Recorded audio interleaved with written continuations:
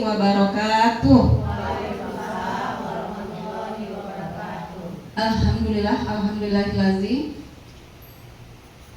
Alhamdulillahirabbil alamin wassalatu wassalamu ala asrofil anbiya'i wal mursalin wa ala alihi wa sahbihi rasulillahi ajmain.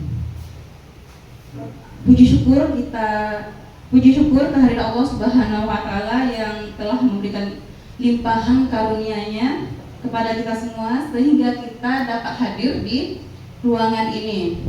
Shalawat beserta salam tak lupa kita sampaikan kepada junjungan kita Nabi Muhammad SAW dengan ucapan Allahumma sholli ala sayyidina Muhammad wa ala ali Muhammad.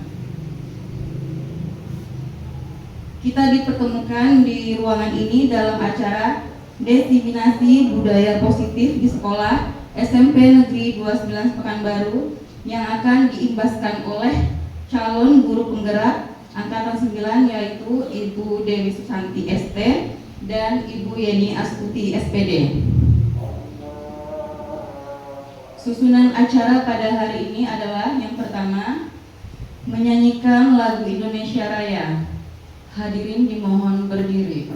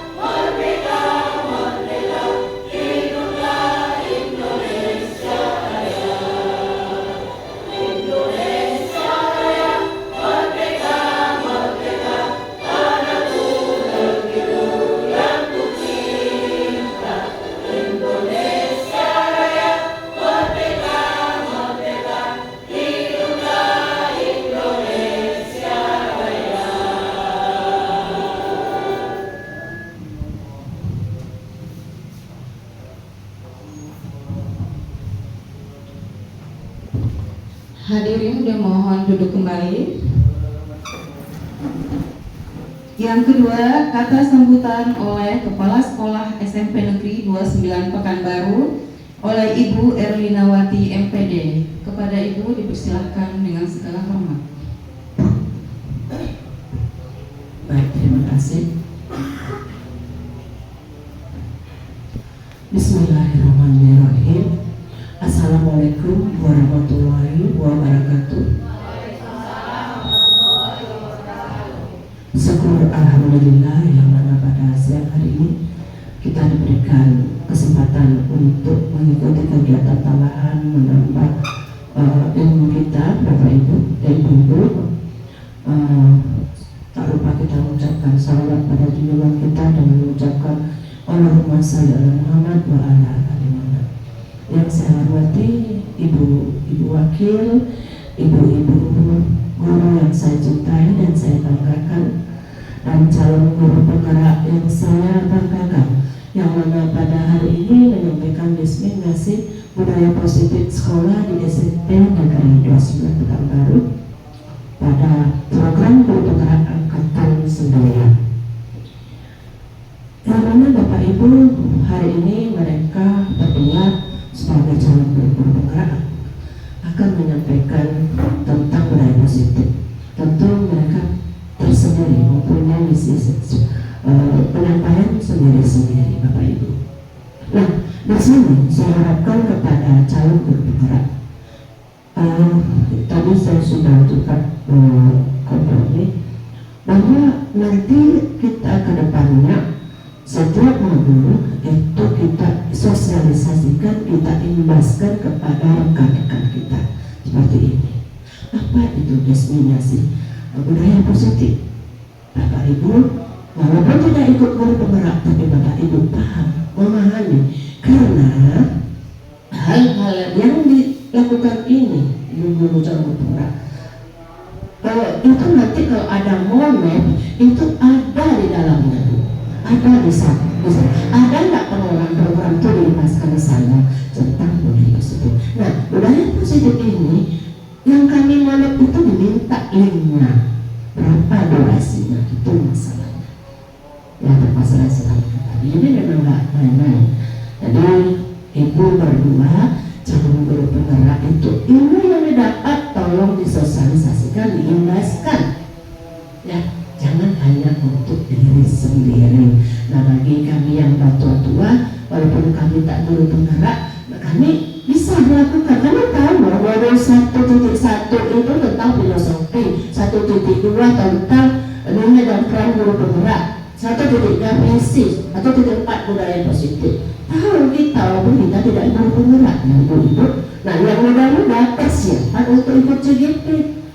Begitu. Nah, saya minta pada ibu berdua mulai sekarang imbaskan ilmu itu, dampingi kawan-kawan kita nanti dalam rekrutmen begitu. Karena ilmu itu kita pakai sendiri. Seperti inilah kan ibu-ibu mengimbaskan. Nah, jangan mengimbaskan itu karena mau untuk diambil mulai begitu ya. Itu pesan saya. Baik Bapak. Bagaimana sebenarnya jadi kita mengadakan ilmu itu tapi nggak sempat lagi. Tentang budaya positif di sekolah itu Bapak Ibu ada 6 yang saya takut salah sampai ke depan. Yang mana ada 6 hal yang harus kita. Nah, 6 hal ini yang ikut CGP ini harus jadi role model dulu. Apa itu? 1. Perubahan paradigma stimulus respon. Bagaimana toh perubahan paradigma stimulus respon itu? Kemudian konsep disiplin positif. Nah, keyakinan kelas. Nah, dalam kelas mereka sudah tahu. Jelaskan gimana itu dipakarkan nanti. Kemudian pemenuhan 5 kebutuhan dasar manusia. Manusia itu akan 5 kebutuhan dasar. Itu akan disampaikan dari ini. Ya, ini. Nah, kalau anak kita terpenuhi 5 kebutuhan dasar, insya Allah Bapak Ibu, apa yang kita tuliskan itu tidak akan terjadi. Dan 5 posisi kontrol kita sebagai guru. Ya, ada 5 posisi kontrol.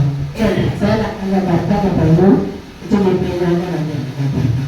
Kemudian segitiga restitusi. Nah, segitiga restitusi itu Bapak Ibu adalah suatu alat untuk evaluasi apabila ada permasalahan atau permasalahan, kita mulai mengikuti langkah-langkah pada segitiga restitusi. Kita lihat nanti. Nah, kita harapkan 6 hal ini ya calon guru penggeraknya harus turunkan dari petani. Nah, kayak apa tuh? Seorang guru itu harus tahu tentang posisi kontrol.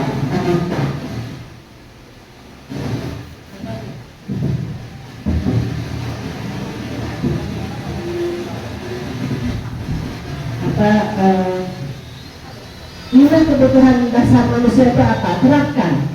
Itu yang saya harapkan di sini. Ilmu-ilmu yang didapat sosialisasikan, imbaskan, dampingi teman-teman supaya teman-teman itu paham dan mengerti untuk mengikuti jejak ibu-ibu ini.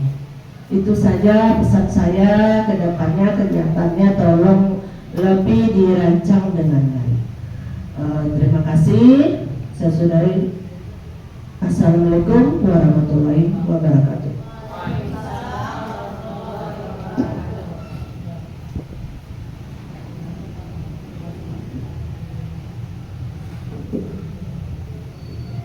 Terima kasih kepada Ibu Erlinawati yang telah menyampaikan kata sambutannya kepada kita semua.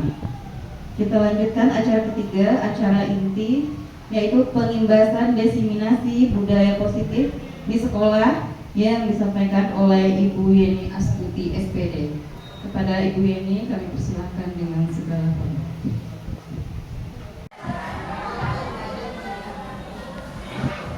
Assalamualaikum warahmatullahi wabarakatuh.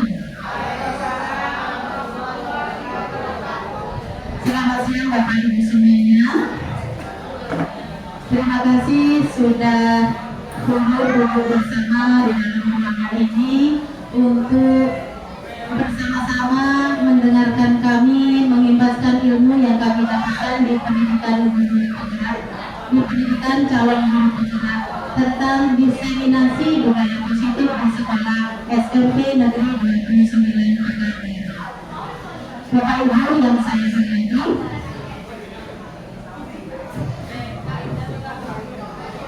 di sini saya mohon izin akan menyampaikan apa yang kami dapatkan di pendidikan guru pembina.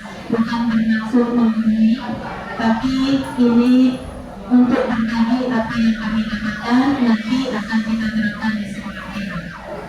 Baik Bapak Ibu, kita lanjutkan. Ini adalah diseminasi budaya positif di sekolah SMP Negeri 29 Pekanbaru.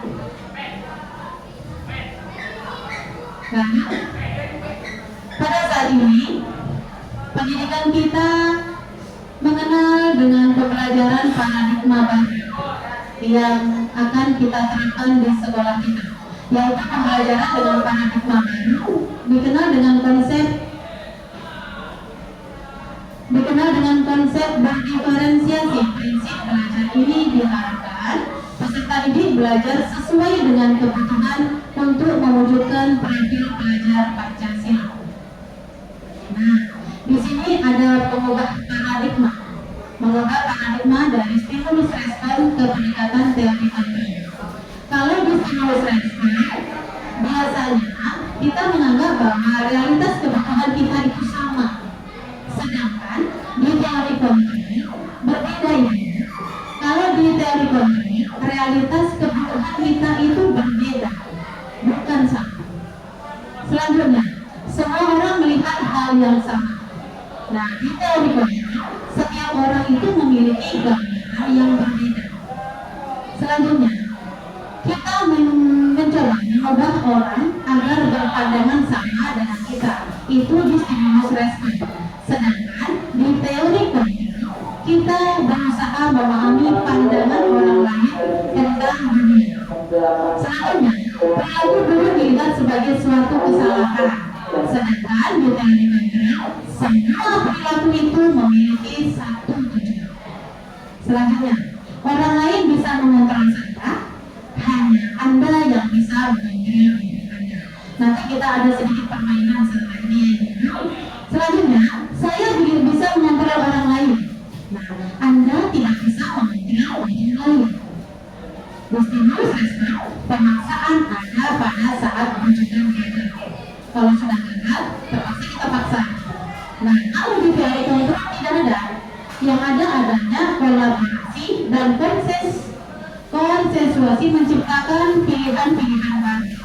Yang terakhir, di stimulus respon ada model berpikir menang atau kalah. Kalau tidak menang, ya kalah. Nah, kalau di teori kontrol, model berpikir itu menang. Nah, kita tahu permainan ini. Kita berpasangan, ada kelompok A dan kelompok B, kelompok A dan kelompok B. Kita coba. Bapak Ibu, sekarang coba bayangkan di tangan kita itu kelompok A ya, yang di kelompok A saja. Di tangan kita itu menggenggam sesuatu yang sangat kita cintai, yang kita sayangi. kita tidak mau ini lepas ke orang lain. Kita pertahankan bagaimana cara ibu mempertahankannya. Oke, yang B, kelompok B, ibu yang kelompok B coba berusaha minta teman kita kelompok A itu membuka tangannya bagaimanapun caranya, baik dengan bujukan boleh, dengan rayuan boleh, dengan paksaan pun boleh, terserah ibu yang kelompok B. Yang penting ibu berusaha supaya genggaman tangan teman kita yang memegang sesuatu yang sangat dicintai itu terbuka. Ayo kita coba ibu dulu. Yang kelompok A, yang Bu Eva sampai Mem, kemudian Bu Robi sampai Bu Asna. Yang kelompok B, Bu Dewi ke belakang dengan Bu Wadah ke belakang.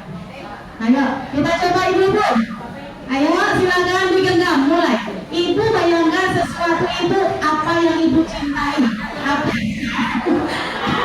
Apa yang ibu bagaimana? Silakan rayu, boleh ibu. Boleh dirayu dengan cara apa? Rayu dong saya. Atau paksa. Paksa boleh. Bagaimana caranya supaya tangan menterus? Nyawa atau harta? Nggak mau katanya. Ada yang mau? Ada yang mau? Tetap bertahan. Baik. Ada yang berhasil? Tidak ada. Tidak ada. Berarti yang kelompok B tidak bisa memaksakan teman untuk membuka tangan. Bapak Ibu yang saya cintai, ibu-ibu yang saya sayangi, ini loh sebenarnya kita menghargai diri kita sendiri. Kita yang mengatur diri kita adalah kita. Orang lain tidak bisa punya hak dengan kita. Dan bisa mengontrol diri kita adalah kita. Coba sekarang saya tanya, apa sih sebabnya kok tangannya tidak bisa dibuka? Boleh lah, silakan bicara. Mem, ayo Mem. Kenapa Mem? Ini Mem. Yang Mem bayangkan itu siapa Mem? Menurutku sesuatu yang udah ada sama aku nggak mungkin dilepaskan. Berarti rayuan gue ini gagal ya?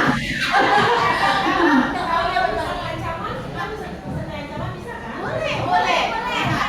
Ibu mengancam pun boleh, terserah.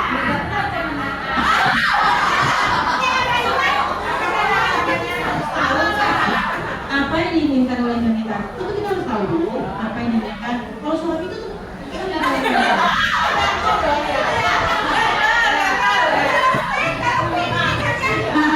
Saya takutnya yang digenggam itu siapa? Suami saya. Salahnya.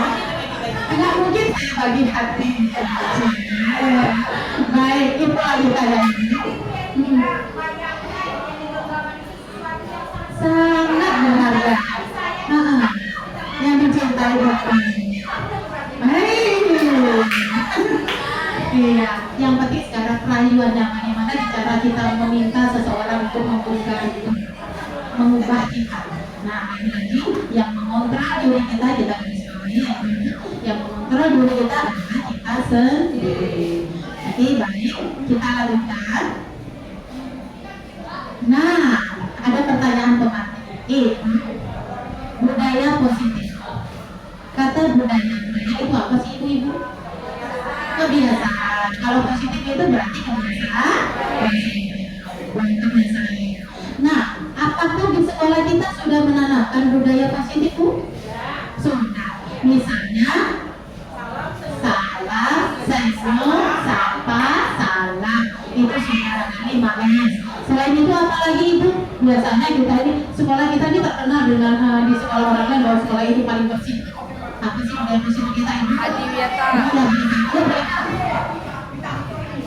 buang sampah pada tempatnya, kemudian setiap orang ingatkan kebersihan diutamakan. Iya betul. Pada akhir pembelajaran bersih-bersih 5 menit sebelum kita pulang. Iya betul. Berarti budaya positif itu Ibu. Nah, kita lanjutkan.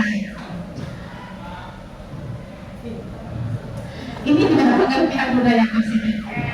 Apa sih sebenarnya budaya positif itu? Budaya positif merupakan perwujudan keyakinan universal yang diterapkan di sekolah. Selama ini kita sebagai guru berkewajiban mengontrol perilaku siswa agar memiliki perilaku yang sesuai dengan guru harapkan. Yang sesuai dengan guru harapkan. Selama ini kita begitu. Nah, bagaimana perwujudannya? Perwujudannya, guru sering memberikan hukuman.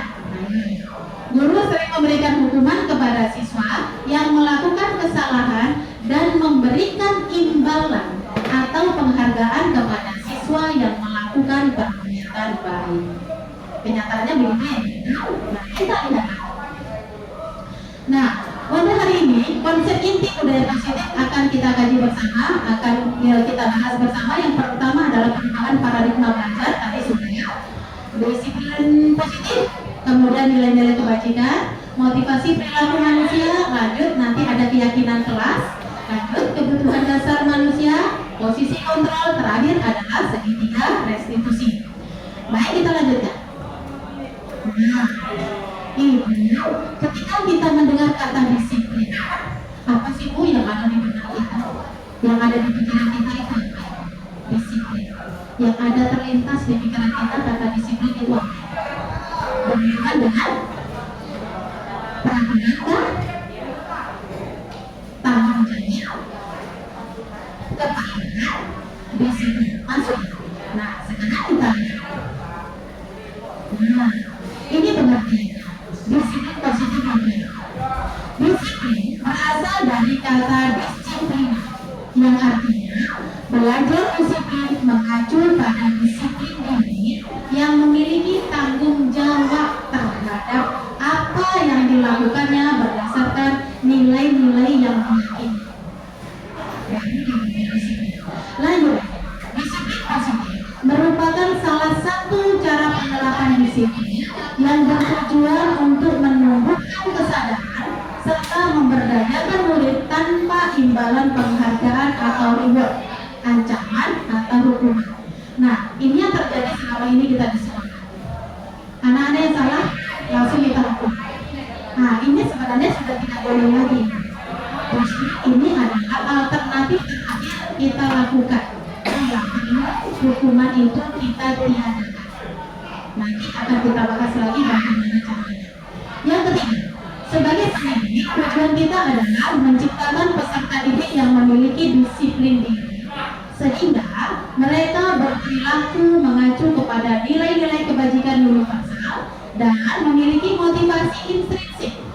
Intrinsik itu berarti dalam dirinya, dalam perubahan perilaku ke arah yang lebih baik. Baik, kita lanjutkan ya. Nah, apa-apa saja sebenarnya nilai-nilai kebajikan? Nilai-nilai kebajikan itu adalah sikap-sikap atau nilai-nilai positif manusia yang ingin dicapai. Di sini, yang ini sudah kita lakukan ya di sekolah dengan pembelajaran profil pelajar Pancasila. Profil pelajar Pancasila ini salah satunya ibu ada halaman pertama kepada Tuhan, kemudian ada gotong royong, berkegiatan belajar, kreatif dan bernalar kritis. Ini sudah kita lakukan di sekolah kita ini. Nah, nilai-nilai kebajikan universal yang lainnya apa ini Bu? Misalnya adil, tanggung jawab, bersyukur, ada kejujuran, ada lurus hati, berprinsip, kemudian ada kasih sayang, integritas, rajin, percaya diri dan kesabaran. Ini merupakan nilai-nilai kebajikan universal. Kita lanjut Ibu. Nah, ini dia motivasi perilaku manusia. Kita lihat ya Bu, di sini ada dua. Yang pertama adalah motivasi ekstrinsik, kemudian yang kedua motivasi intrinsik. Tentu Bapak Ibu sudah tahu apa itu motivasi ekstrinsik dan intrinsik. Saya akan menjelaskan lagi. Yang pertama adalah motivasi ekstrinsik ini untuk menghindari ketidaknyamanan atau hukuman. Bapak Ibu, ketika kita masuk kelas, sebenarnya tujuan kita masuk kelas tepat waktu itu apa sih Bu? Ketika kita ngajar nih, kita masuk kelas, kita cepat datang, kita tepat waktu. Apa yang mendasari kita melakukan itu? Apakah ada dari motivasi ekstrinsik atau dari motivasi intrinsik? Kalau misalnya ekstrinsik itu, ibu takut nih, ada apa ya? Apa Pak? Kalau ekstrisifnya karena memandang Islam, ya.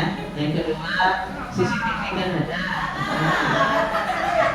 Kalau ekstrisif inginnya menegakkan disiplin biar anak juga ikut disiplin. Terima kasih banyak Pak. Jadi itu salah satunya. Apakah kita masuk kelas itu karena ada CCTV nanti ketahuan sama ibu kepala sekolah. Kemudian apakah kita takut teguran dari PPK atau dari teman kita tidak enak. Nah ini dia ketidaknyamanan kadang teman-teman begitu. Nah ini dia ekstrinsiknya berarti dari orang lain. Kemudian yang kedua, apakah kita masuk kelas itu tepat waktu karena ingin mendapatkan imbalan atau penghargaan dari orang lain? Wah mantap, cepat loh. Apakah itu yang kita harapkan? Beda.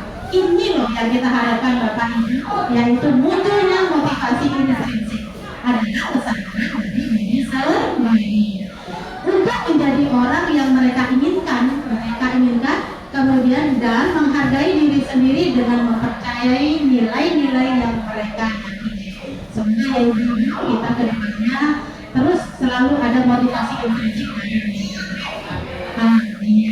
Lanjut lagi. Kecil sekali. Motivasi perilaku manusia ini terbagi menjadi 3. Yang pertama adalah untuk menghindari ketidaknyamanan atau perubahan ini adalah tingkat rendah dari motivasi perilaku manusia. Biasanya orang yang motivasi perilakunya untuk menghindari lingkungan atau ketidaknyamanan akan bertanya, apa yang akan terjadi apabila saya tidak melakukannya? Ya kan? Yang kedua, sebenarnya mereka sedang menghindari permasalahan yang mungkin muncul dan berpengaruh pada mereka secara fisik, psikologis, tidak terpenuhinya kebutuhan mereka bila mereka tidak melakukan tindakan tersebut. Motivasi ini bersifat eksternal. Nah, tadi yang ini. Kemudian yang kedua, motivasi eksternal bersifat untuk mendapatkan imbalan atau penghargaan dari orang lain. Satu tingkat di atas motivasi yang pertama, di levelnya di atasnya ya. Di sini orang berperilaku untuk mendapatkan imbalan atau penghargaan dari orang lain. Orang dengan motivasi ini akan bertanya, apa yang akan saya dapatkan apabila saya melakukannya? Mereka melakukan sebuah tindakan untuk mendapatkan pujian dari orang lain yang menurut mereka penting. Mereka letakkan dalam dunia berkualitas mereka. Mereka juga melakukan sesuatu untuk mendapatkan hadiah, pengakuan atau motivasi ini disebut dengan eksternal, berarti dari orang lain. Kita melakukan tindakan itu karena orang lain, bukan karena kita sendiri. Yang terakhir, untuk menjadi orang yang mereka inginkan dan menghargai diri sendiri dengan nilai-nilai yang mereka percaya. Orang dengan motivasi ini akan bertanya, akan menjadi orang yang seperti apabila saya melakukannya. Mereka melakukan sesuatu karena nilai-nilai yang mereka yakini dan hargai. Dan mereka melakukannya karena mereka ingin menjadi orang yang melakukan nilai-nilai yang mereka yakini tersebut. Ini adalah motivasi yang akan membuat seseorang memiliki disiplin positif. Karena motivasi berperilakunya bersifat internal, bukan eksternal. Nah ini kita lanjut Ibu. Nah, sebagai seorang guru saat Anda hadir di kelas tepat waktu, apakah yang mendasari tindakan Anda? Tadi kita ya sudah menjawabnya. Nah ini kita masuk ke hitungan konsekuensi dan restitusi. Terbagi menjadi 3. Kalau hukum pada dasarnya, kalau hukum ketika ada masalah biasanya langsung ada tindakan hukuman tersebut. Misalnya apa itu? Anak terlambat datang ke sekolah, biasanya hukumannya apa? Mengambil sampah misalnya. Ya, kalau hari Kamis gimana menurut? Membaca Al-Quran, berarti tindakan secara langsung. Nah kalau konsekuensi sudah ada aturannya. Maksudnya anak sudah tahu jika melakukan pelanggaran ada sanksi yang diterima. Ini biasanya kita lakukan di kelas ya. Kita sudah janji dengan anak, kita mengumpulkan PR. Kemudian anak tidak melakukannya, tidak mengerjakannya, biasanya mereka sudah tahu apa konsekuensi yang diterima. Itu konsekuensi. Lanjut. Restitusi. Restitusi nanti akan dibahas lebih lanjut di terakhir. Ini restitusi itu sebuah pendekatan untuk menciptakan disiplin positif. Ini ada banyak, ini ada 8. Yang pertama adalah restitusi bukan untuk menebus kesalahan, namun belajar dari kesalahan. Ini saya sudah mencobanya ya. Lanjut yang kedua, restitusi memperbaiki hubungan. Yang ketiga, restitusi adalah tawaran bukan paksaan. Yang keempat, restitusi menuntun untuk melihat ke dalam diri anak. Yang kelima, restitusi mencari kebutuhan dasar yang mendasari tindakan. Yang keenam, restitusi diri adalah cara paling bernilai. Restitusi fokus pada karakter bukan tindakan. Yang kedelapan, restitusi menguatkan. Restitusi fokus pada solusi atau jalan keluar, mengembalikan murid yang berbuat salah pada kelompoknya. Jadi anak tidak merasa malu lagi, tidak merasa dikucilkan. Itu tujuan restitusi. Nanti kita akan bahas lebih lanjut. Selanjutnya, nah Ibu, di sini ada 7 pertanyaan. Kita jawab cepat ya Ibu. Bu, kita bedakan. Apakah ini hukuman, restitusi, hukuman, apalagi Bu tadi? Konsekuensi atau? Nah, hukuman, konsekuensi atau? Ayo apa tadi? Nah, yang pertama, Bu, mencatat 100 kali di dalam buku mencatat 100 kali di dalam buku kalimat. Saya tidak akan terlambat lagi karena terlambat ke sekolah. Apa itu? Hukuman atau restitusi? Hukuman. Kita kunci dulu. Yang kedua, lari mengelilingi lapangan basket karena terlambat hadir ke sekolah. Hukuman Ibu? Hukuman. Murid diminta push up 15 kali karena tidak menggunakan sepatu ke sekolah. Hukuman. Kita pegang. 4. Menggantikan kertas tugas teman yang dicoret-coret. Menggantikan kertas tugas. Apa ini Bu? Konsekuensi. Kita pegang. Yang kelima, membersihkan tumpahan air di meja tulis karena tersenggol pada saat belajar. Apa ini Bu? Konsekuensi atau hukuman? Membersihkan tumpahan air di meja tulis karena tersenggol pada saat belajar. Konsekuensi. Kita pegang dulu. Ke-6, murid disuruh tidak mengenakan sepatu seharian di sekolah karena tidak mengenakan sepatu hitam. Apa Ibu? Hukuman atau konsekuensi? Hukuman. Ke-7, lari mengelilingi lapangan basket 10 kali karena terlambat 10 menit pada saat pelajaran PJOK. Apakah itu konsekuensi atau hukuman? Hukuman. Nah, ada suara ini yang mana satu? Konsekuensi. Konsekuensi juga bisa. Ibu ini hukuman bisa juga. Nah, dia bingung nih. Nah, konsekuensi suara terbanyak. Ayo Bu, ayo Ibu Chan. Ayo Bu, ayo. Bagaimana Yomi? Pakai mic nih. Karena nomor 7 itu mungkin sudah ada kesepakatan. Kalau bisa jadi dia konsekuensi tadi. Konsekuensi kalau ayo kita lanjut. Nah, tepuk tangan untuk kita semuanya. Berarti kita sudah hebat, sudah mantap. Pertama adalah hukuman. Yang kedua hukuman, ketiga hukuman. Yang keempat konsekuensi. Yang kelima konsekuensi, 6 hukuman. Ini yang terakhir. Sebagian orang berpendapat itu hukuman, tapi tidak ingat. Kembali lagi, ini kan pelajaran PJOK ya. Berarti sudah ada perjanjian sebelumnya. Kontrak kerjanya sudah ada, kesepakatannya sudah ada, keyakinan kelasnya sudah ada. Baik, hebat-hebat. Kita lanjutkan. Ini yang baru saya dengar. Selama ini tidak pernah ya dihukum karena penghargaan. Berarti ada sesuatu setelah kita memberikan penghargaan, ada sesuatu akibatnya. Nah ini dia. Ada pengaruh rupanya, pengaruh jangka pendek dan jangka panjang. Kemudian penghargaan itu bersifat tidak efektif karena kalau tidak ada penghargaan tidak ada semangat sama sekali, tidak ada motivasi lagi, malas jadinya.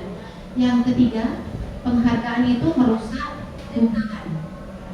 Nah, gara-gara temannya dapat penghargaan, biasanya kita akrab, tiba-tiba gara-gara penghargaan tersebut jadi merusak hubungan persahabatan. Nah, bisa jadi seperti itu.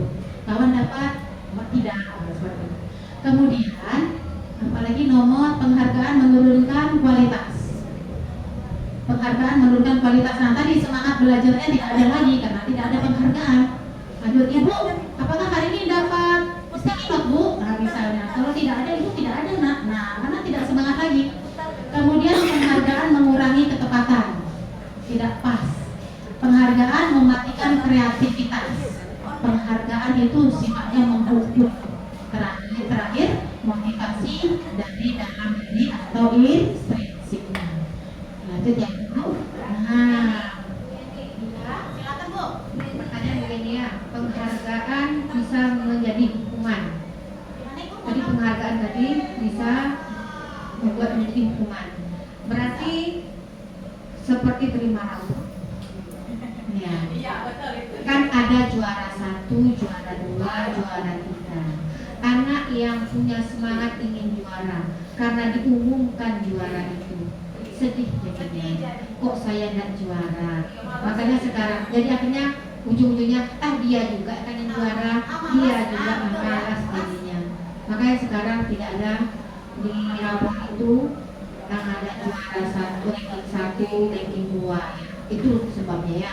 Berarti walaupun itu maksud tujuannya baik ya, supaya anak juga termotivasi penghargaan, supaya termotivasi. Ternyata ada yang dibalik itu, ada yang tidak. Berarti asal ada hadiah seperti yang lain ya, misalnya oh iya siapa yang dapat dari wajib kasih hadiah. Jadi karena hadiah, sewaktu kita masuk ke kelas tidak ngasih hadiah, tentu tidak ada orang yang wajib. Jadi malas. Nah, itu masuk kemana, Ibu? Masuk kemana ini, Bu? Penghargaan merusak kreativitas, mematikan kreativitas, menurunkan kualitas juga. Kualitas ya, Bu. Iya juga. Oke, begini. Terima kasih. Nah, inilah rupanya dihukum karena penghargaan. Banyak akibatnya, besar akibatnya di belakang. Baik, kita lanjut Ibu-ibu. Nah, keyakinan kelas. Kita masuk ke keyakinan kelas ya. Mengapa keyakinan kelas? Mengapa bukan peraturan kelas? Kita lihat. Mengapa ya? Ibu, keyakinan kelas itu berlandaskan nilai-nilai kebajikan atau prinsip universal. Betul atau salah, Bu? Benar. Kita lihat kunci jawaban. Nah, benar. Keyakinan kelas itu berlandaskan nilai-nilai kebajikan atau prinsip universal. Betul sekali. Lanjut. Nah, ini dia. Nah, Bu, apa nilai kebajikan atau keyakinan yang ingin diangkat dari peraturan-peraturan berikut? Menggunakan helm saat mengendarai motor masuk ke mana, Ibu? Ada nilai apa di situ? Keamanan. Kita pegang Ibu, keamanan. Ibu-ibu yang lain, disiplin. Tanggung jawab maksud Ibu?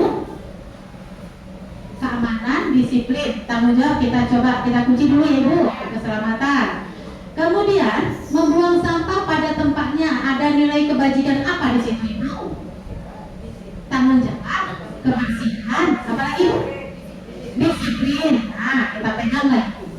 Terakhir, dilarang menggunakan kata-kata kasar. Ini yang lagi marah nih, Bu. Lagi tren di sekolah kita. Yang sebentar,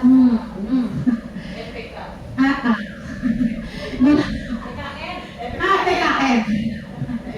Iya, tanda tanya gitu ya. Dilarang menggunakan kata-kata kasar. Apa ini, Bu? Apa nilai moral?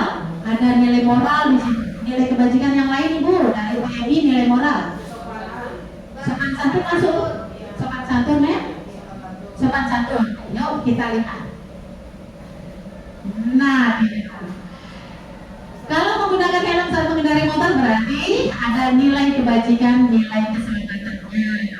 Kemudian membuang sampah pada tempatnya, ini nilai menjaga kebersihan. Dilarang menggunakan kata-kata kasar, selalu bersikap positif atau kontra.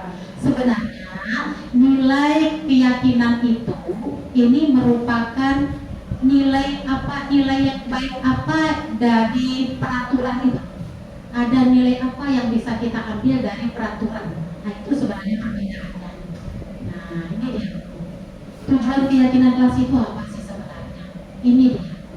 Tujuannya adalah untuk memastikan bahwa siswa merasa aman, merasa dihormati, dan termotivasi untuk belajar di lingkungan yang mendorong kolaborasi, yang mendorong kerjasama, dan rasa hormat untuk semuanya. Kalau kita sudah membuat keyakinan di kelas itu, anak-anak akan tertanam keyakinannya. Oh iya, aku melanggar yang ini ya. Nah, ingat, melanggar peraturan yang mana, keyakinan yang mana. Iya ibu, misalnya keluar masuk nih anak-anak nih, keluar masuk. Ingat kembali, keyakinan kelas apa nak yang kamu langgar? Oh iya ibu, saya keluar masuk, berarti saya harus bagaimana? Nah itu dia sudah tahu. Nah itu dia bu, tujuan keyakinan kelas. Kita lanjutkan. Nah ini dia. Kita coba ya Mem. Kita coba ya Mem. Betul Mem. Ada 5 kebutuhan dasar manusia. Ayo ibu-ibu, yang pertama apa ya sebenarnya? Apa bu? Kesenangan. Yang kedua bu? Cinta dan kasih sayang lebih-lebih ya. Yang ketiga bu? Kebebasan. Keempat bu?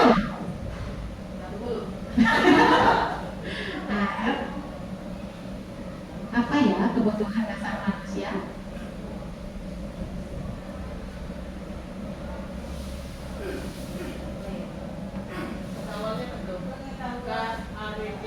Hah? Masih dikunci. Apa ya?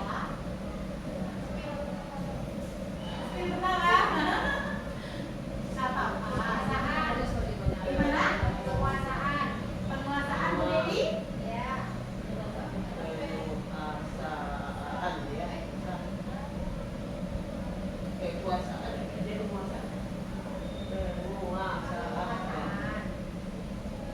Penguasaan ya. Kita kunci dulu. Kelima. Apa itu Bu? Tahu banyak kali ini. Banyak kali ya. Ayo yang terakhir, ayo ibu. Berpikiran positif. Berpikiran positif. Berpikiran positif. Positif. Positif F. Beban hidup. Beban hidup bu. Lanjut bu ya. Oke, ini dia ya. Ini dia. Kesenangan, cinta dan kasih sayang, kebebasan, penguasaan, bertahan hidup. Kalau kesenangan berarti kebutuhan untuk merasa senang. Cinta dan kasih sayang, kebutuhan untuk diterima, memberi dan menerima kasih sayang atau kita berkoneksi. Yang ketiga, kebutuhan akan pilihan yaitu kemandirian dengan otonomi. Kemudian penguasaan, kebutuhan pengakuan atas kemampuan, prestasi dan merasa diakui. Yang terakhir, bertahan hidup. Bertahan hidup itu kebutuhan fisiologis, ada rasa lapar, kemudian serta psikologis yaitu rasa aman. Nah ini adalah kebutuhan dasar manusia. Nah ini dia, kebutuhan dasar manusia itu ada 5. Yang pertama adalah kebutuhan bertahan hidup, kebutuhan kasih sayang dan rasa diterima, kemudian kebutuhan penguasaan, kesenangan dan kebebasan, itu semuanya kita butuhkan. Lanjut. Nah 5 kebutuhan dasar manusia. Kebutuhan bertahan hidup, apa itu sebenarnya? Kebutuhan bertahan hidup atau survival adalah kebutuhan yang bersifat psikologis untuk bertahan hidup, misalnya kesehatan, rumah, makanan. Kebutuhan biologis sebagai bagian dari proses reproduksi termasuk kebutuhan untuk tetap bertahan hidup. Komponen psikologis pada kebutuhan ini meliputi kebutuhan dan perasaan aman. Ini bukan bertahan hidup, lanjut kasih sayang dan rasa diterima. Kebutuhan untuk diterima. Kebutuhan ini dan 3 kebutuhan berikutnya adalah kebutuhan psikologis. Kebutuhan untuk disayangi dan diterima meliputi kebutuhan akan hubungan dan koneksi sosial. Kebutuhan untuk memberi dan menerima kasih sayang dan kebutuhan untuk merasa menjadi bagian dari suatu kelompok. Nah, komponen ini juga meliputi keinginan untuk tetap terhubung dengan orang lain, seperti teman, keluarga, pasangan hidup, teman kerja, binatang peliharaan, dan kelompok di mana kita tergabung. Selanjutnya, anak-anak memiliki kebutuhan dasar kasih sayang dan rasa diterima yang tinggi. Biasanya ingin disukai. Nah, ini ya Bu, anak-anak ini kan inginnya disukai. Kita juga ya, ingin disukai, diterima oleh lingkungan, tidak merasa dicintai. Mereka juga akrab dengan orang tuanya. Biasanya mereka belajar karena suka pada gurunya. Nah, ini dia. Bagi mereka, teman sebaya sangatlah penting. Mereka juga biasanya suka bekerja dalam kelompok. Nah, ini kasih sayang. Berikutnya penguasaan. Apa sebenarnya penguasaan? Penguasaan adalah kebutuhan pengakuan atas kemampuan. Kebutuhan ini berhubungan dengan kekuatan untuk mencapai sesuatu, menjadi kompeten, menjadi terampil, diakui atas prestasi dan keterampilan kita, didengarkan dan memiliki rasa harga diri. Kebutuhan ini meliputi keinginan untuk dianggap berharga, bisa membuat perbedaan, bisa membuat pencapaian, kemudian ada kompeten, diakui dan dihormati. Ini meliputi self esteem dan keinginan ini untuk meninggalkan pengaruh. Anak-anak yang memiliki kebutuhan dasar akan penguasaan yang tinggi biasanya selalu ingin menjadi pemimpin. Ada di kelas kita ya Bu ya? Ada. Mereka juga suka mengamati sebelum mencoba hal baru dan merasa kecewa bila melakukan kesalahan. Nah, ini dia. Mereka juga biasanya rapi dan sistematika dan selalu ingin mencapai yang terbaik. Yang keempat, kebebasan atau kebutuhan akan pilihan. Kebutuhan untuk bebas adalah kebutuhan akan kemandirian, otonomi, memiliki pilihan dan mampu mengendalikan arah hidup seseorang. Anak-anak dengan kebutuhan kebiasaan yang tinggi menginginkan pilihan. Mereka perlu banyak bergerak, suka mencoba-coba, tidak terlalu terpengaruh orang lain dan senang mencoba hal baru dan menarik. Ini kebebasan, tidak mau diikat. Terakhir, kesenangan, kebutuhan untuk merasa senang. Kebutuhan akan kesenangan adalah kebutuhan untuk mencari kesenangan, bermain dan tertawa. Anak-anak dengan kebutuhan dasar kesenangan yang tinggi biasanya ingin menikmati apa yang dilakukan. Mereka juga bisa berkonsentrasi tinggi saat mengerjakan hal yang disenangi. Berarti kalau tidak disenangi, tidak fokus, dia tidak mau dia. Mereka suka permainan dan suka mengoleksi barang, suka bergurau, suka melucu dan menggemaskan. Bahkan saat mereka bertingkah laku buruk, mereka masih tetap terlihat lucu. Nah, tuh Ibu Ica senang. Kita lanjut. Nah, Ibu Sri Murti. Pertanyaan pemantik, yuk kita baca. Ada Rero dengan Bu Sri. Pas. Ibu Sri Murti. Nah, ini salah satu contoh kasus ya Ibu-ibu. Ibu Sri Murti guru wali kelas 71 di SMP Negeri 29 Pekanbaru. Nah, ini kejadian. Sedang bingung menghadapi kelas salah satu murid di kelasnya Rero. Beberapa anak di kelas 71 telah datang padanya dan mengeluhkan Rero yang seringkali meminta bekal sarapan mereka dengan paksa. Jika Bapak Ibu maksa pula sudah minta maksa.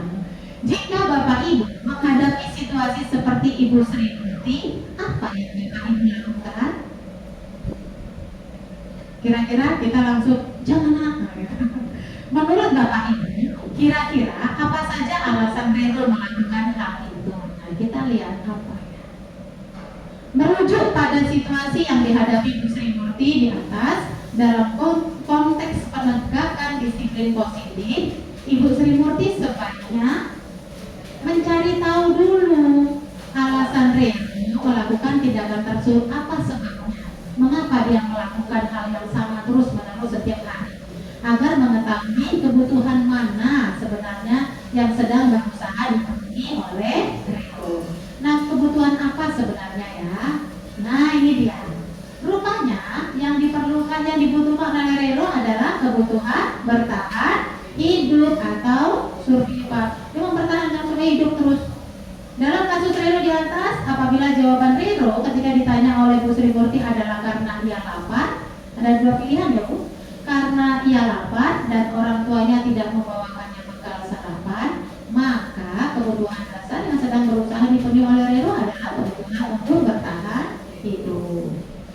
Nah, jika dalam kasus di atas, apabila Rero menjawab bahwa alasannya mengambil bekal temannya karena merasa senang temannya jadi memperhatikan dia, ketika temannya melaporkan tindakan itu pada gurunya, senang ya, dan gurunya memberitahu orang tuanya, sehingga orang tuanya jadi memperhatikan dia. Nah, ini dia, ini clue-nya Ibu. Maka kebutuhan dasar yang sedang dipenuhi Rero adalah kebutuhan akan kasih sayang atau rasa diterima. Nah, dia membuat ulah atau cari perhatian ini banyak itu. Nah, dalam kasus di atas, apabila jawaban Rero adalah dia merasa hebat karena temannya jadi takut, wah hebat kali itu, dengan dia dan menuruti keinginannya, maka kebutuhan sebetulnya Rero sedang berusaha memenuhi kebutuhan dasarnya akan kekuasaan. Berarti apakah kita langsung menghukum anak langsung Ibu? Tidak, kita harus mencari tahu alasannya, kebutuhan apa yang diperlukan oleh si Rero atau anak-anak kita yang lainnya. Nah, kita lanjut ya Bu. Nah, ini satu lagi. Bila jawaban Rero dalam kasus di atas adalah bahwa dia merasa bosan dengan bekal makanan yang dibawakan ibunya, karena ibunya selalu membawakan bekal yang sama. Nah, ini kan jawaban anak nih. Oleh karena itu, dia ingin mencoba makanan teman-temannya yang beraneka ragam. Kalau 40 anak di satu kelas, dia mencoba semuanya, hebat itu. Maka Rero sedang berusaha memenuhi kebutuhan akan kebebasan. Nah, jadi kita cari tahu ya Ibu. Nah, ini satu lagi, banyak satunya. Dalam kasus ini, bila Rero menjawab bahwa ia melakukannya karena iseng saja, dan ia menikmati ekspresi wajah teman-temannya yang kesal, bisa kita bayangkan nggak? Rero sedang melihat teman-temannya bawa macam-macam bekal itu, karena diambil makanannya dan menurut dia ekspresi teman-temannya itu lucu, maka berarti Rero sedang berusaha memenuhi kebutuhan yang akan kesenangan. Senang dia, merasa hebat, merasa lucu, nengok wajah-wajah kawan tersiksa. Itu dia merasa lucu, nengok wajah kawannya ketika diambil ada telurnya gitu kan. Dia senang nengok wajah kawannya merasa tertekan. Kawan nangis, senang dia, lucu ya, suka dia, ini dibuatnya terus. Nah, itu dia. Itu tuh. Kita cari tahu dulu apakah. Baik, ini dia. Semua orang senantiasa berusaha untuk memenuhi kebutuhan dengan berbagai cara. Bila mereka tidak bisa mendapatkan kebutuhan dengan cara positif, nah ini dia, mereka bisa melanggar peraturan atau melakukan hal-hal yang tidak sesuai dengan nilai-nilai kebajikan. Seorang murid yang tidak begitu berhasil secara akademik, mungkin kebutuhannya akan penguasaan tidak terpenuhi di sekolah.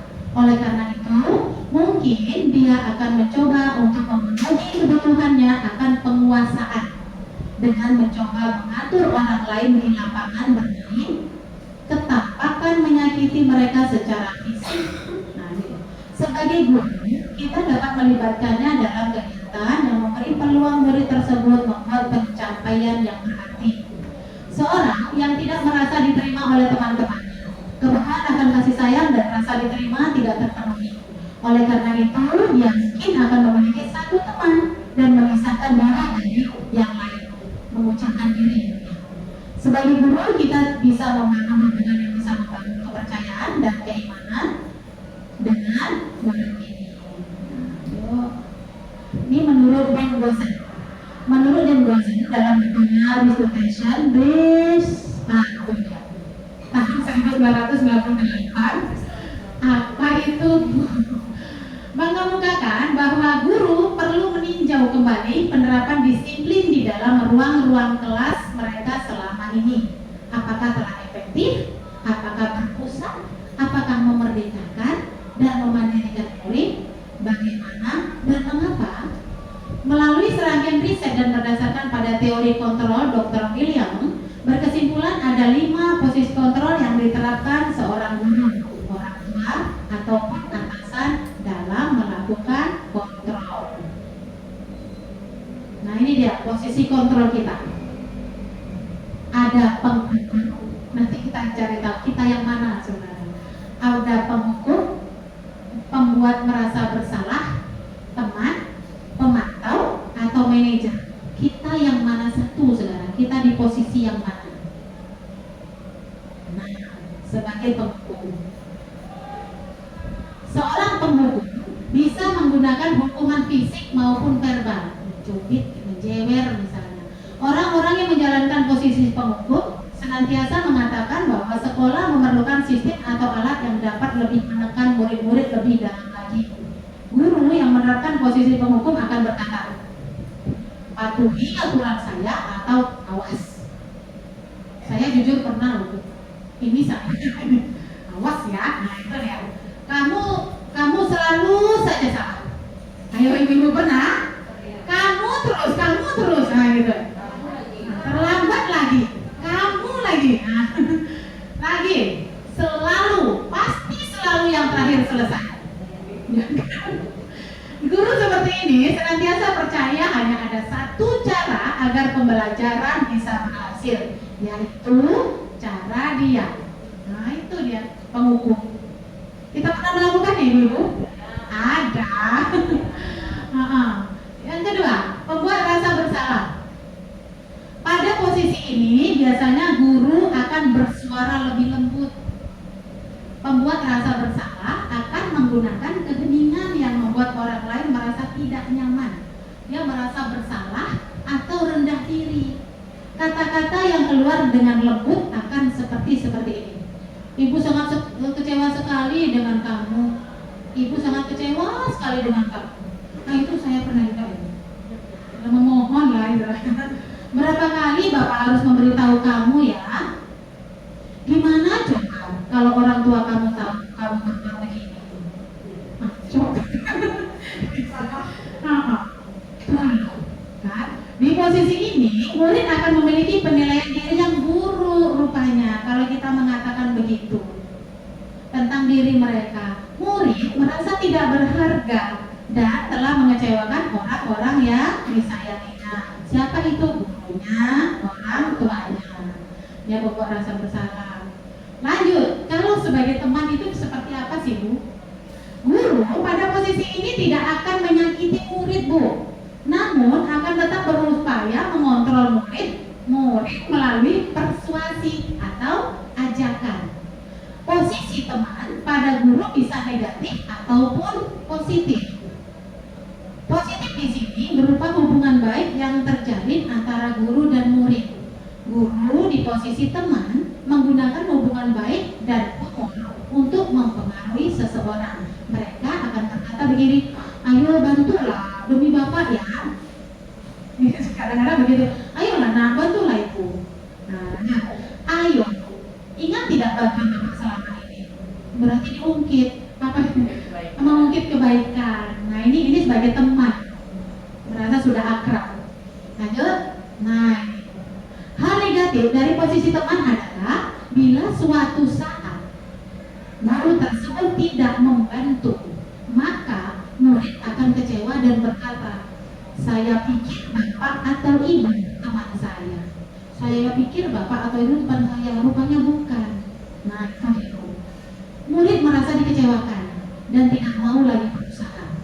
Hal lain yang mungkin timbul adalah murid hanya akan bertindak untuk guru tertentu saja, tidak ke semuanya, dan tidak untuk guru lainnya. Hanya satu, kalau sudah guru itu, kalau tidak dengan guru itu tidak mau yang lain. Murid akan tergantung pada guru tersebut. Nah itu dia, berharap harus itu. Lanjut, sebagai pemantau.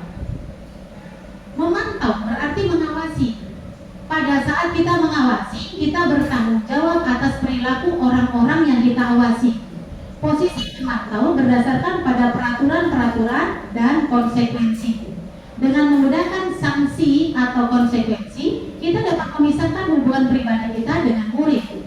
Sebagai seseorang yang menjalankan posisi pemantau, pertanyaan biasanya yang diajukan sebagai pemantau adalah, peraturannya apa? Apa yang telah kamu lakukan? Sanksi atau konsekuensinya apa? Konsekuensinya apa? Nah, ini dia pemantau. Seorang pemantau sangat mengandalkan penghitungan, catatan, data. Dia pakai data-data lengkap itu, Bu, yang dapat digunakan sebagai bukti atas perilaku seseorang. Posisi ini akan menggunakan stiker, slip catatan, daftar cek. Posisi pemantau sendiri berawal dari teori stimulus respon yang menunjukkan tanggung jawab guru dalam mengontrol murid. Nah, sebagai manajer ini yang diharapkan. Posisi di mana guru berbuat sesuatu bersama dengan murid, mempersilakan murid mempertanggungjawabkan perilakunya, mendukung murid agar dapat menemukan solusi atas permasalahannya sendiri.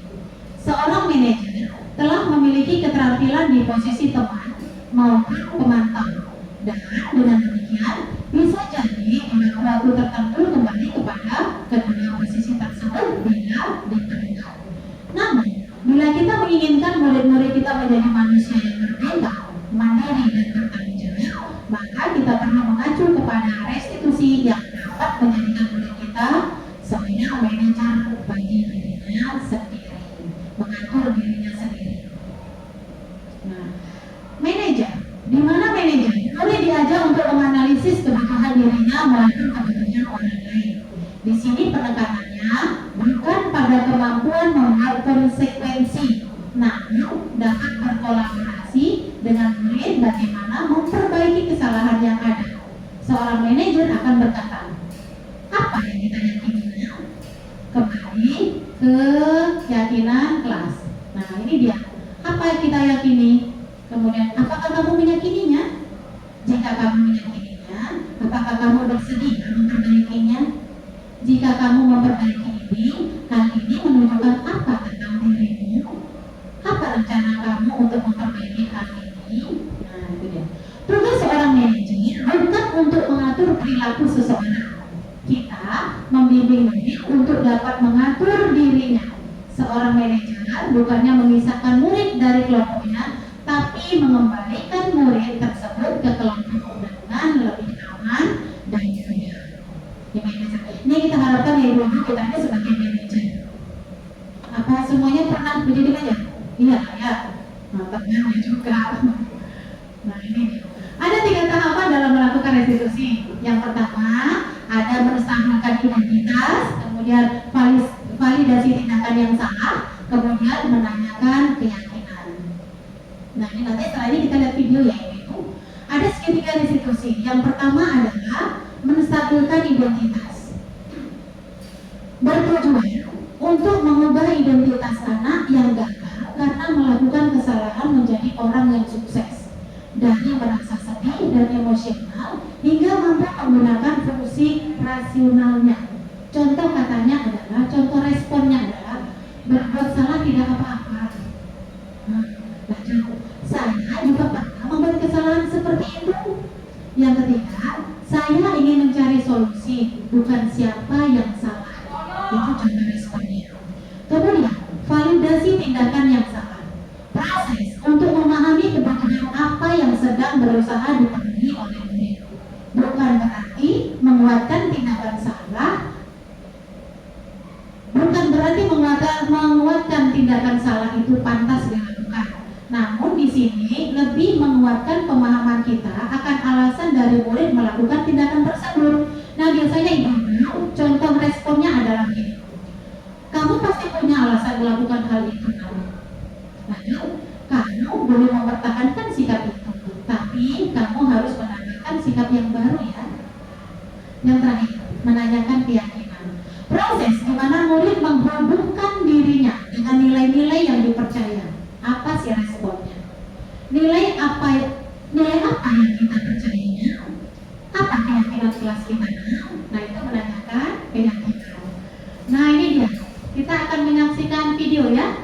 terakhir nih. Sorry. Iya, Bapak Ibu kita lihat ini kasus, kita lihat bagaimana cara pembacaan. Salam dan bahagia Ibu dan Bapak guru hebat. Pada video kali ini kita akan membahas tentang salah satu program disiplin positif yang diterapkan di lingkungan sekolah yang dikenal dengan nama restitusi.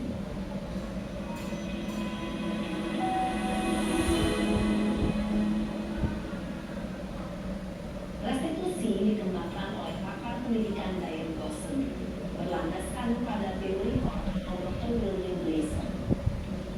Segitiga restitusi adalah suatu proses dialog yang dijalankan oleh guru atau orang tua agar dapat menghasilkan murid yang mandiri dan bertanggung jawab. Pada saat guru di posisi manajer, aspek yang dikembangkan adalah motivasi intrinsik, sehingga penanaman nilai-nilai kebajikan dapat tumbuh dan berkembang menjadi suatu kebiasaan positif yang akhirnya membentukkan kemenangan. Proses dialog ini terdiri dari 3 langkah yang digambarkan pada ketiga sisi pada segitiga restitusi. Sisi pertama adalah menstabilkan identitas. Sisi yang kedua adalah validasi tindakan yang salah. Dan sisi yang ketiga adalah menanyakan keyakinan. Ibu dan Bapak Guru, berikut ini akan menunjukkan bagaimana seorang guru berada dalam posisi manajer menggunakan penerapan segitiga restitusi. Masuk jam keempat. Masuk jam keempat pelajaran.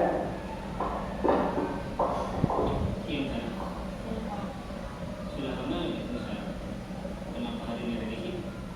Kesel Pak, kesel banget. Masa aku dikatain tukang fitnah Pak? Ya aku marah lah. Aku balik ngatain Eka di depan kelas. Kesel banget. Oh begitu. Ya pasti kamu marah dan kesal. Bapak juga akan marah apabila ada yang mengungkap Bapak seperti itu. Kemudian pada saat itu kamu mau melakukan apa? Ya saya langsung ngatain Eka lah Pak. Kesel banget. Saya bentak-bentak dia depan teman-teman lain. Oh begitu. Pasti kamu melakukan seperti itu karena suatu alasan tertentu kan? Iyalah, masa saya diam saja Pak? Ya saya bela diri lah. Masa saya dituduh tukang fitnah? Ya wajar lah. Mempertahankan harga diri itu sesuatu yang penting. Untung kamu tidak lebih gila bagainya. Yang membentak-bentak. Iya Pak. Untung saya masih bersabar dan hanya membentak saja. Udah gemes padahal. Saya pasti bela diri lah. Ya pasti ya. Tapi kamu memilih untuk tak bertahan dan bersabar. Kamu memilih untuk tidak berbuat lebih parah lagi. Nah, sekarang coba kita lihat lagi tindakan kamu yang bentak-bentak Eka. Keyakinan ya Ibu. Tindakan kamu itu kira-kira sesuai dengan keyakinan kelas atau prinsip kamu tidak? Iya lah Pak. Capek Pak, jadi malam. Jadi keyakinan kamu sesuai dengan keinginan kamu. Ya, saya sebenarnya sangat menghargai orang lain. Mungkin saat itu saya menjadi emosi, jadi tidak menggunakan sikap itu. Kamu meyakini tidak? Menghargai orang lain itu penting ya? Yakinlah Pak. Iya, setuju. Kita harus saling menghargai. Namun, ada juga keyakinan yang kita sepakati yang perlu kita jalankan apabila kita sedang marah, kan? Ya, saya bisa lebih proaktif, mulai dengan diri sendiri. Saya bisa jadi lebih bersabar, mengambil waktu jeda untuk berpikir mau apa selanjutnya. Kira-kira kamu bersedia memperbaiki masalah ini tidak? Sedia Pak. Kalau kamu memperbaiki masalah ini, kamu akan menjadi orang seperti apa? Saya akan menjadi orang yang bertanggung jawab kali ya Pak. Dan senantiasa proaktif. Iya. Menurut kamu, bagaimana rasanya menjadi orang seperti itu? Ya nyaman lah, bangga bisa bersabar dan nyaman. Baiklah kalau begitu. Yuk kita pikirkan bagaimana memperbaiki masalah ini.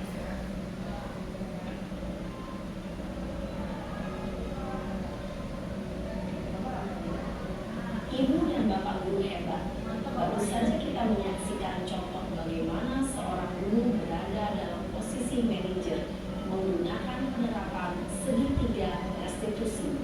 Mari kita bahas satu persatu. Pada sisi pertama, menstabilkan identitas berdasarkan pada prinsip bahwa membuat kesalahan adalah bagian dari proses pembelajaran. Sisi pertama dari segitiga ini berperan menggeser identitas murid dari identitas gagal ke identitas sukses. Murid yang sedang bertingkah laku yang tidak pantas atau menarik diri saat itu sedang mengalami identitas gagal. Bila kita mengkritiknya, maka posisinya tidak akan berubah. Kita bisa mengajukan pernyataan ini. 1. Membuat kesalahan sesuatu yang wajar. 2. Manusia tidak ada yang sempurna. 3. Kita bisa memperbaiki masalah ini. 4. Saya tidak menanyakan kesalahannya. Saya lebih fokus bagaimana memperbaiki masalah ini. 5. Apakah saat ini kamu tengah menjadi orang yang baik untuk dirimu sendiri? Pada sisi kedua, validasi tindakan yang salah berlandaskan pada prinsip bahwa setiap perilaku berupaya memenuhi suatu kebutuhan tertentu. Guru yang telah memahami teori kontrol akan bergeser dari pemikiran stimulus respon menjadi proaktif dan mencoba untuk mengenali tujuan dari perilaku murid, mengenali dan mengakui kebutuhan murid ini dapat memperbaiki hubungan dengan murid tersebut. Pernyataan atau pertanyaan bisa disampaikan dengan nada suara tidak menghakimi atau memojokkan, sehingga dapat mengembalikan murid pada posisi positif. 1. Kamu bisa saja bertindak lebih gegabah lagi dari dulu. 2. Kamu bukan melakukannya tanpa suatu alasan tertentu. 3. Kamu melakukannya karena mempertahankan sesuatu yang penting bagimu. 4. Mungkin kamu bisa mempelajari sesuatu perilaku baru yang lebih efektif. Bersediakah kamu mempelajarinya? Selanjutnya, kita akan simak sisi terakhir, yaitu menanyakan keyakinan. Teori kontrol menyatakan bahwa pada dasarnya kita termotivasi secara intrinsik. Pada saat perilaku yang salah telah divalidasi dan identitas sukses telah stabil, maka murid telah siap menaikkan keyakinan-keyakinannya dengan tindakannya yang salah dan pemikirannya telah bergeser ingin menjadi orang yang jujur. Pertanyaan-pertanyaan ini dapat menaikkan keyakinan-keyakinan yang dianut murid. 1. Sebagai keluarga atau kelas, apa yang kita yakini? 2. Nilai-nilai apa yang telah kita sepakati? 3. Seperti apa gambaran sebuah kelas yang ideal bagi kamu? 4. Kamu ingin menjadi orang seperti apa?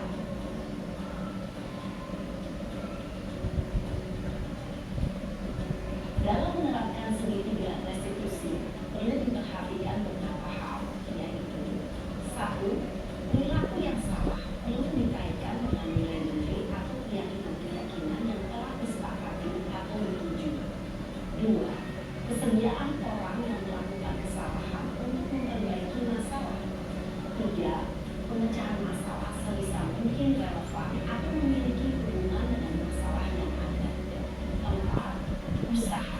Perlu adanya suatu usaha perbaikan dari pihak yang berbuat kesalahan. 5. Waktu.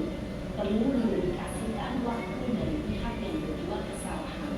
Tanyakan kapan akan mulai dilakukan usaha untuk memperbaiki masalah.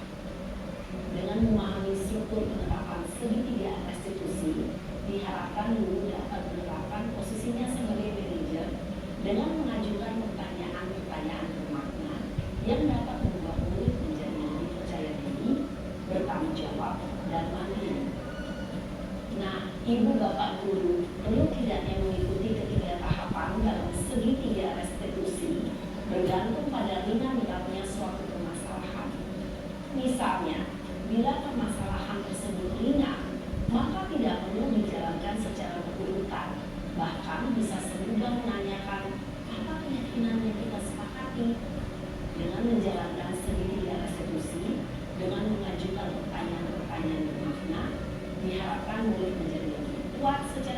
pribadi dapat membuka wawasan diri agar dapat menyelesaikan permasalahannya sendiri, semakin percaya diri, mandiri, dan merdeka. Salam dan bahagia, Ibu Bapak Guru hebat.